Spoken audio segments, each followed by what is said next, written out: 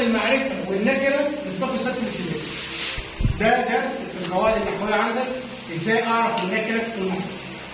قبل ما ابدا اخش في الدرس لازم اقول لك على حاجه مهمه جدا، ان النكره والمعرفه دي ما تخص الاسماء بس. انا بقول لك اسم النكره واسم المعرفه. يعني انا لو جبت لك فعل ما ينفعش، لا هيبقى نكره ولا هيبقى معرفه ولا الحرف يا جنى. طيب المعرفه هو ما دل على محدد، حاجه محدده بالنسبه لي يبقى اسمها معرفه. ماشي؟ ما دل على غير محدد هو ده النكره.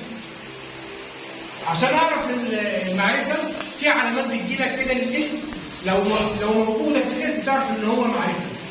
اول حاجه منها المعرفه انواع، زي معرف بالالف واللام، يبقى لازم الاسم يكون اوله الف واللام، زي كلمه المدرسه مثلا، الطابور.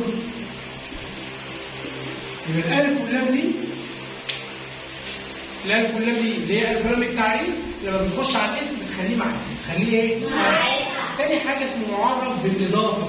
معرف بالايه؟ بالاضافه. يعني ايه يا استاذ معرف بالاضافه؟ يعني الاسم بيجي بعدين مضاف اليه، زي معلم الفصل. معلم الفصل، لو المعلم جت لوحدها بقت نكره، بقت ايه؟ نكره. طب انا لو جبت الفصل معلم الفصل هتبقى الكلمه هنا معلم دي تبقى معرفه، ياسين هتبقى ايه؟ معرفه. طيب او معلمك ازود لها ضمير، ازود لها ايه؟ ضمير. ماشي يا عبد الله؟ ازود لها ايه؟ ضمير. طيب ثالث حاجه اسم علم، واسم العلم دوت يا محمد يا جمال ثلاثه. ممكن يكون اسم شخص، الاشخاص زي محمد، ابراهيم، مصطفى. طيب اسم بلد زي مصر، القاهره، بنها، القيروبيه، ده محافظه، القليوم. طيب اسم شهر يناير، ده لو شهر ميلادي، رمضان لو شهر هجري.